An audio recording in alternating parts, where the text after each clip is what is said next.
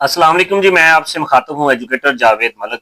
आज SDO sub divisional officer पीरा का रिजल्ट आया है और बहुत ही लकी कैंडिडेट्स हैं जो पास हुए हैं। ये टोटल तकरीबन 101 सीट्स थी और टोटल जो कैंडिडेट्स पास हुए हैं वो 404 है। इस लिहाज से एक सीट के ऊपर तकरीबन 4 लोगों का कंपटीशन है। ये जो एसडीओ पीरा है ये अट्रैक्टिव सीट है क्योंकि बहुत से अभी करंटली पंजाब के अंदर जो पीएमएस ऑफिसर है उनके पास इनका चार्ज है और जिनके पास इनका चार्ज है वो असिस्टेंट कमिश्नर्स होने के बावजूद भी काफ़ी खुश नज़र आ रहे हैं।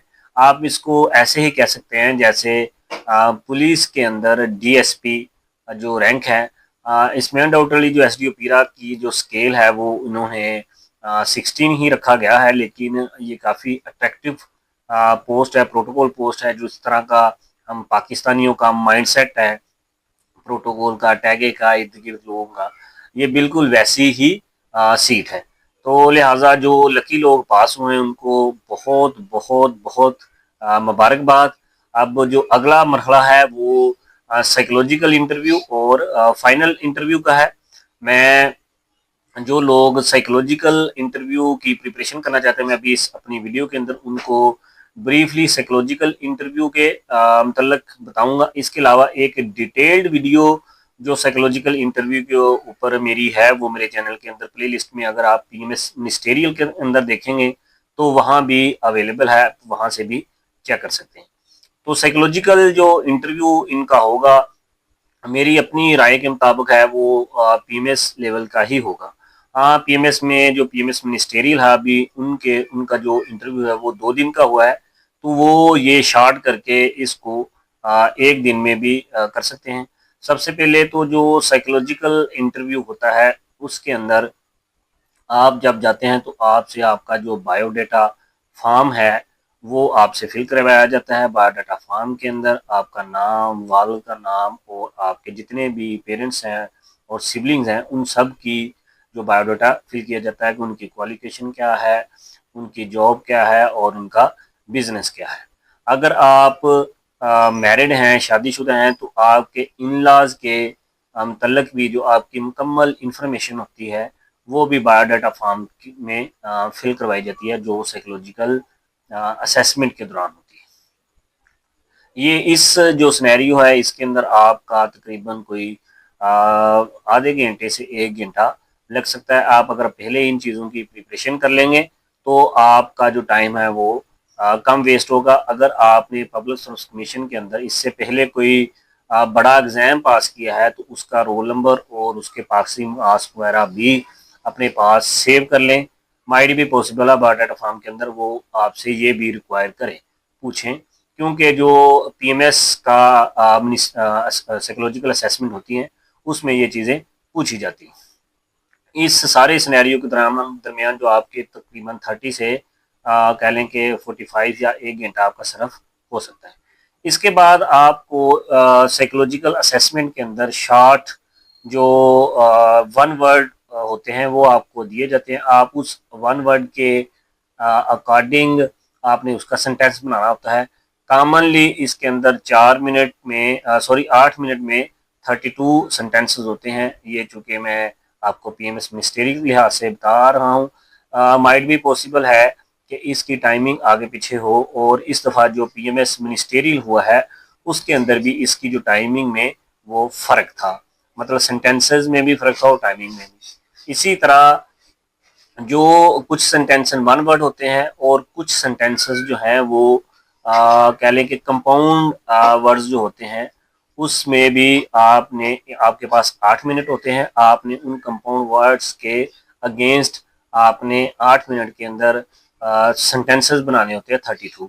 लेकिन इसकी भी टाइमिंग और जो सेंटेंसेस की तादाद है उसको तब्दील किया जा सकता है। इस लिहाज से इस लिहाज से आप अपनी प्रिपरेशन जो है वो जारी रखें। इन्हीं के अकॉर्डिंग हो सकता है टाइमिंग आगे पीछे हो, लेकिन चीज़ें जो हैं वो इसी के अकॉर्डिंग ही होती हैं। थर्ड जो आपका जो टेस्ट होता है वो ये होता है कि आपको एक पिक्चर दी जाती है। आपने उस पिक्चर को देखकर, आपके पास सिर्फ 30 सेकंड होते हैं उस पिक्चर को देखने के लिए। उसके बाद आपने उस पिक्चर के ऊपर एक स्टोरी लिखनी होती है। वो सम टाइम जो पिक्चर जो है वो काफ़ी ज़्यादा मुबहम होती है और सम टाइम थोड़ी सी क्लियर होती है, तो आपने उस पिक्चर को देख के अपने माइंडसेट के मुताबिक एक स्टोरी लिखनी और उसका अख्ताम जो है वो एक पॉजिटिव एंड के ऊपर करना होता है। ये यहाँ तक अभी 3 टेस्ट हो गए और एक और भी मज़ीद जो है वो टेस्ट हो सकता है कि आपको एक और जो है वो पिक्चर दी जाती है। उस पिक्चर में आपको बिल्कुल भी कोई समझ नहीं आ रही, तो कोई आप कह लें कि वो बिल्कुल ऐसे जैसे लाइनें लगी होती हैं, तो उसके ऊपर भी आपने स्टोरी लिखनी होती है। माइट भी पॉसिबल है कि ये भी आपसे पूछा जा सकता है। और इसके साथ साथ फिर आप को एक ग्रुप डिस्कशन भी करवाई जाती है। ये अभी मैंने आपको 4 टेस्ट बताए, मैं आपको मुख्तसर बता रहा हूँ ताकि आप लोगों को इसकी जो साइकोलॉजिकल असेसमेंट की थोड़ा सा एक माइंडसेट आपका क्लियर हो जाए कि साइकोलॉजिकल असेसमेंट के अंदर है क्या चीज़ें। इसके बाद आपको ग्रुप डिस्कशन करवाई जाती हैं। ग्रुप डिस्कशन के अंदर आपके तकरीबन 10-10 या 8-8 लोगों के ग्रुप जो हैं वो तश्कील दिए जाते हैं और उनको एक कह लें कि सी की शक्ल के अंदर आपको बिठा दिया जाता है और आपको जो आपका साइकोलॉजिस्ट होता है, वो एक मेल भी होता है और एक फीमेल होती है, वो आपको एक टॉपिक देते हैं और टॉपिक के ऊपर आप सब लोगों ने अपनी अपनी इनपुट देनी होती है और वहाँ पे वो आपकी जो कम्युनिकेशन, गेस्चर, पोस्चर, गुफ्तगू या कम्युनिकेशन का स्टाइल और आपकी इनपुट से आपकी पर्सनैलिटी को जज करने के बाद अपने रिमार्क्स वो देते हैं, जो आपको तो कभी भी नहीं दिखाए जाते। अगर आप पास हो जाए तब भी वो आपको नहीं दिखाए जाते, लेकिन जब आपका फाइनल इंटरव्यू होता है उसके आगे आपके रिमार्क्स ज़रूर जाते हैं। अभी तक आपके टोटल 5 टेस्ट हो गए ये जो ग्रुप डिस्कशन डाल के। इसके बाद आपको थोड़ा सा वक्फा भी दिया जाता है। वक्फे के बाद आपको फिल्म दी स्पीच के लिए बुलाया जाता है। फिल्म दी स्पीच भी 2 तरह की होती है। एक जब आपको स्पीच के टाइम पर अंदर बुलाया जाता है तो एक टोकरी वगैरह होती है, वो आपके सामने पड़ी होती है। उस टोकरी के अंदर आपको कहा जाता है कि जी आप इसमें से एक जो कह लें कि एक पुड़िया वगैरह है उसे उठाएं। वो उठाता है और उसके अंदर जो भी टॉपिक लिखा होता है आपको एक कॉपी, एक कागज़ और एक पेंसिल दे दी जाती है और सिर्फ 30 सेकंड आपको दिए जाते हैं कि आप इस कॉपी कागज़ के ऊपर अपने जो पॉइंट्स वो लिख लें। उसके बाद आपसे रिक्वायर किया जाता है कि आप 1 से 2 मिनट उस टॉपिक के ऊपर स्पीच करें। वो स्पीच पीएमएस मिनिस्टेरियल में जब मैं पास था तब तो उर्दू में थी, बाद में जो पीएमएस जनरल हुआ और जो इस दफ़ा पीएमएस मिनिस्टेरियल है उसके अंदर इंग्लिश में भी रिक्वायर की जा रही है। लेकिन चूंकि एसडीओ जो पीरा है वो कह लें कि जो सिविल ब्यूरोक्रेसी है उसका पार्ट तो नहीं है, लेकिन अच्छी पोस्ट है, तो ये डिपेंड करता है साइकोलॉजिस्ट के ऊपर कि वो आपसे इंग्लिश मीडियम या उर्दू मीडियम रिक्वायर करता है। इसी तरह ये तो एक स्पीच थी।